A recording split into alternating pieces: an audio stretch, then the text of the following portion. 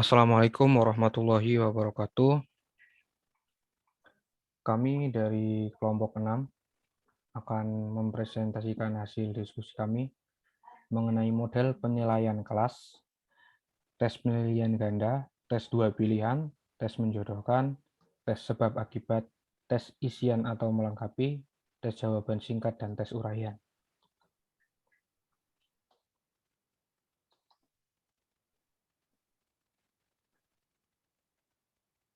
Dengan anggota kelompok yaitu Naufal Hanan Rahmatullah, Arinal Husna, dan Dadang Nursalih. Untuk poin pertama akan disampaikan oleh Arinal Husna. Saya persilahkan. Terima kasih Mas Dadang. Yang pertama, pilihan ganda.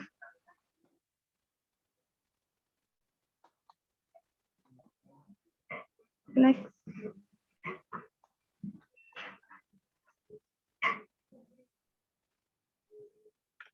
Tes pilihan ganda adalah butir soal atau tugas yang jawabannya dipilih dari alternatif yang lebih dari 2. Tes pilihan ganda merupakan jenis teks objektif yang paling banyak digunakan oleh para guru. Soal pilihan ganda terdiri atas suatu pertanyaan atau keterangan tentang suatu pengertian yang belum lengkap, dan untuk melengkapinya harus memilih salah satu yang terdiri atas bagian keterangan dan bagian kemungkinan jawaban alternatif atau option. Kemungkinan jawaban terdiri atas satu jawaban benar sebagai kunci jawaban dan beberapa pengecoh.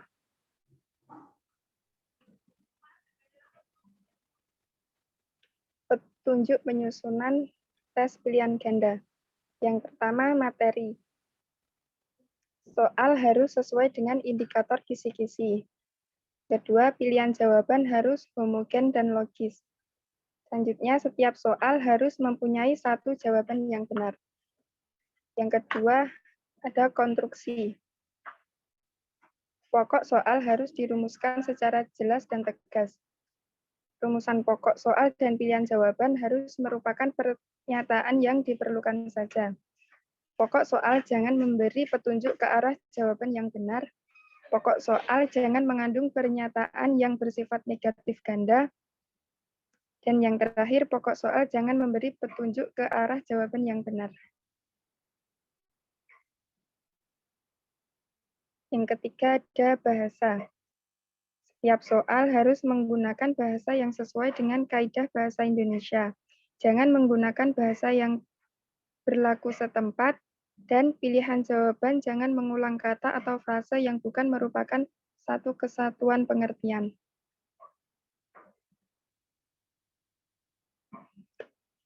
Berikut merupakan contoh tes pilihan ganda.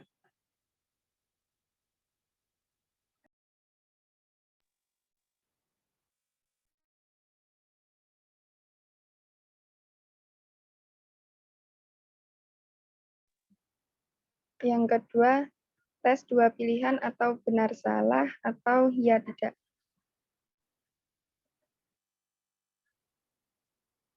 Tes dua pilihan adalah butir-butir soal yang berupa pernyataan, dan pernyataan tersebut ada yang benar dan salah.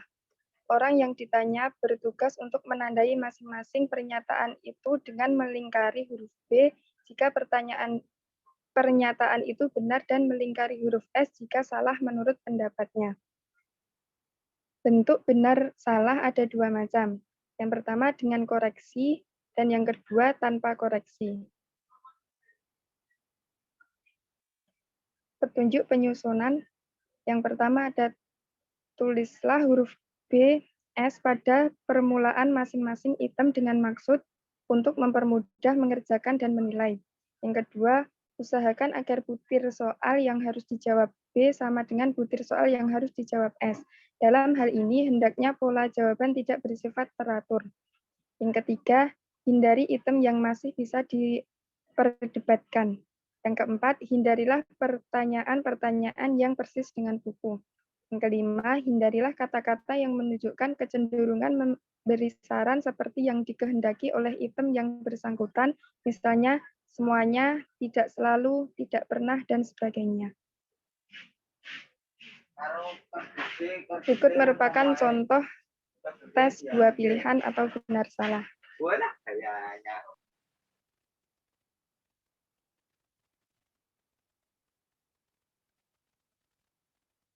Yang ketiga yaitu tes menjodohkan. Pengertiannya, matching test atau mempertandingkan, mencocokkan, memasangkan, atau menjodohkan adalah soal-soal yang terdiri atas satu seri pertanyaan dan satu seri jawaban. Masing-masing pertanyaan mempunyai jawaban yang tercantum dalam seri jawaban. Tugas murid ialah mencari dan menempatkan jawaban-jawaban sehingga sesuai atau cocok dengan pertanyaannya. Petunjuk penyusunan. 1. Dari pertanyaan-pertanyaan dalam matching test hendaknya tidak lebih dari 10 soal atau item. Sebab pertanyaan yang banyak akan membingungkan murid, juga akan mengurangi homogenitas antara item-item itu. Jika itemnya cukup banyak, lebih baik dijadikan 2 seri. Yang kedua, jumlah jawaban yang harus dipilih harus lebih banyak dari soalnya, lebih kurang 1,5 kali. Dengan demikian, murid dihadapkan kepada banyak pilihan yang semuanya mempunyai kemungkinan benarnya, sehingga murid terpaksa lebih menggunakan pikirannya. Yang ketiga, antara item-item yang tergabung dalam satu seri matching test harus merupakan pengertian-pengertian yang benar-benar homogen. Berikut contoh soalnya.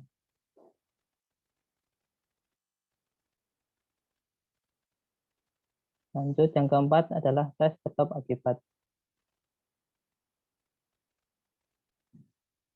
Pengertiannya, ada bentuk soal hubungan antar hal, siswa dituntut untuk mengidentifikasi hubungan sebab akibat antara pernyataan pertama yang merupakan akibat dan pernyataan kedua yang merupakan sebab. Kedua pernyataan pertama dan kedua dihubungkan dengan kata sebab. Kedua pernyataan itu dapat benar, salah, atau dapat juga pernyataan yang satu benar, yang lain salah. Apabila kedua pernyataan itu benar, yang perlu diperhatikan ialah apakah kedua pernyataan itu mempunyai hubungan sebab akibat. Tes sebab akibat ini merupakan salah satu bagian dari tes pilihan ganda, sehingga petunjuk penyusunan maupun kelebihan dan kelemahannya tidak jauh berbeda.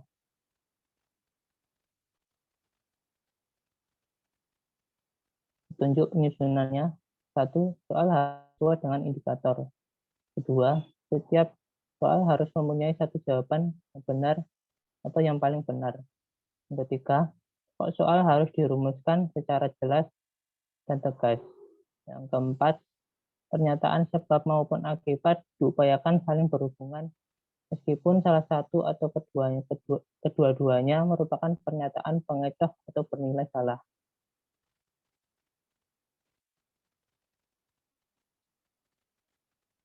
Berikut contoh soal sebab akibat. Petunjuk. Untuk soal berikut, pilihlah A jika pernyataan benar, alasan benar, dan keduanya menunjukkan hubungan sebab akibat. B. Jika pernyataan benar, alasan benar, dan keduanya tidak menunjukkan hubungan sebab akibat. C. Jika pernyataan benar dan alasan salah. D. Jika pernyataan salah dan alasan benar. Dan E. Jika pernyataan maupun alasan keduanya salah.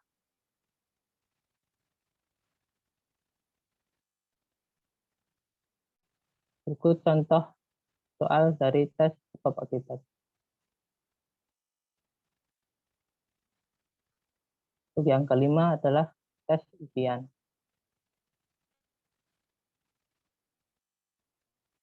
Pengertiannya, tes isian atau tes melengkapi adalah soal-soal yang terdiri atas kalimat-kalimat yang ada bagian-bagiannya yang dihilangkan dan mengharuskan siswa untuk melengkapi dengan menggunakan kalimat yang singkat dari kalimat-kalimat yang tidak lengkap sebagai jawaban atas pertanyaan yang diberikan oleh guru.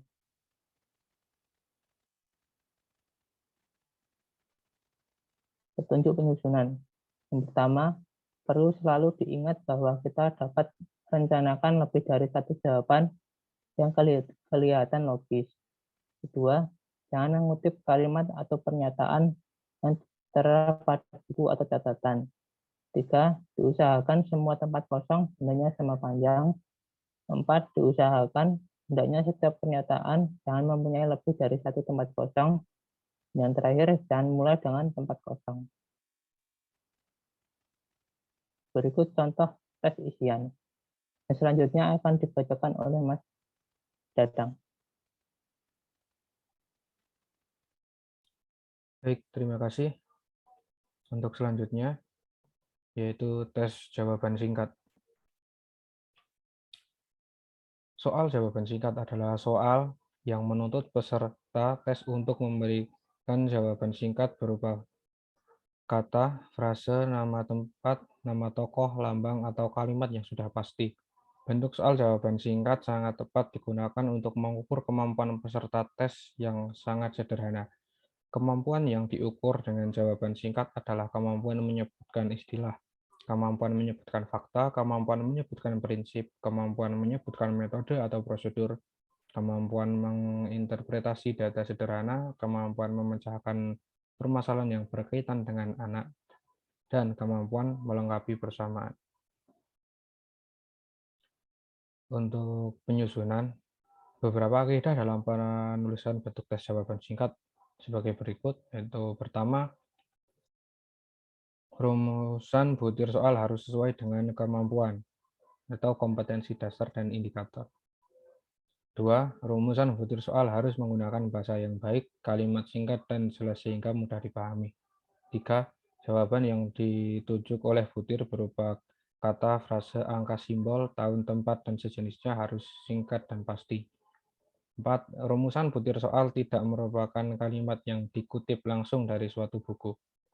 5. Hindari rumusan butir soal yang mengandung petunjuk pada kunci jawaban. 6. Apabila rumusan butir soal dalam bentuk kalimat yang belum lengkap, bagian yang dikosongkan untuk diisi oleh peserta tes maksimum 2 atau 1 kalimat soal. Berikut merupakan contoh. Pada umumnya, jawaban singkat hanya dapat dibuat pada ranah kognitif tingkat pengetahuan. Apabila dibuat pada jenjang pemahaman ke atas, aplikasi, analisis, sintesis, dan penilaian, soal berubah menjadi uraian.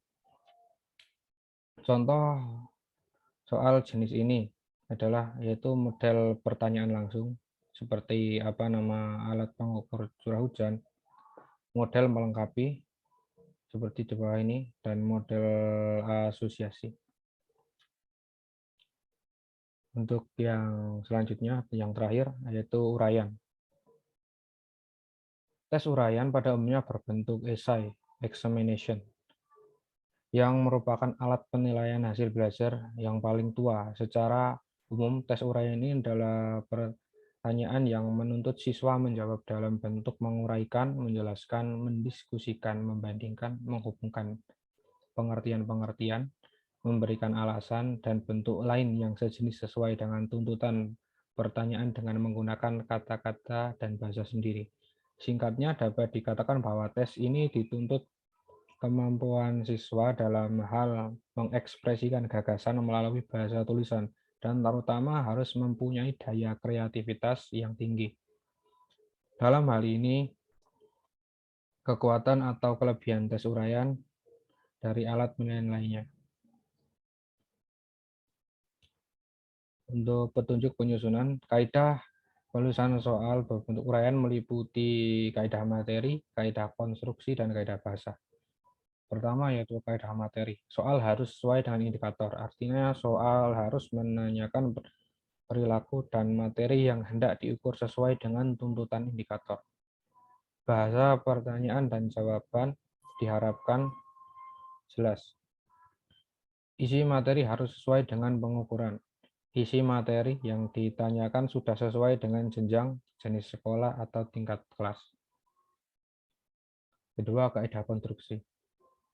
Rumusan kalimat soal atau pertanyaan harus menggunakan kata tanya atau perintah yang menuntut jawaban terurai, seperti mengapa, uraikan, jelaskan, bandingkan, tafsirkan, buktikan, hitunglah, dan masih banyak lagi. Selanjutnya, rumusan kalimat soal harus komunikatif. Buatlah petunjuk yang jelas tentang cara mengerjakan soal. Buatlah pedoman penskoran segera setelah soal ditulis dengan cara menguraikan komponen yang akan dinilai atau kriteria penskorannya, besarnya skor bagi setiap komponen serta rentan skor yang didapat diperoleh untuk soal yang bersangkutan. Dan yang terakhir, hal lain yang menyertai soal seperti gambar, grafik, tabel, diagram, dan sejenisnya yang terdapat pada soal harus disajikan dengan jelas, berfungsi, dan terbaca, artinya tidak menimbulkan penafsiran yang berbeda dan juga harus bermakna. Yang ketiga yaitu kaidah bahasa, yaitu soal menggunakan bahasa sederhana sesuai kaidah, soal untuk skala nasional tidak boleh menggunakan bahasa daerah, dan rumusan soal tidak menimbulkan penafsiran ganda. Untuk contohnya yaitu ada soal bebas, soal uraian bebas seperti di bawah ini. Ada soal uraian terbatas dan juga ada soal uraian berstruktur.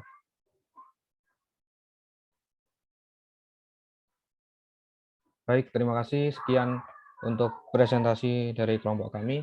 Apabila ada pertanyaan, silahkan tanyakan di kolom komentar. Wassalamualaikum warahmatullahi wabarakatuh.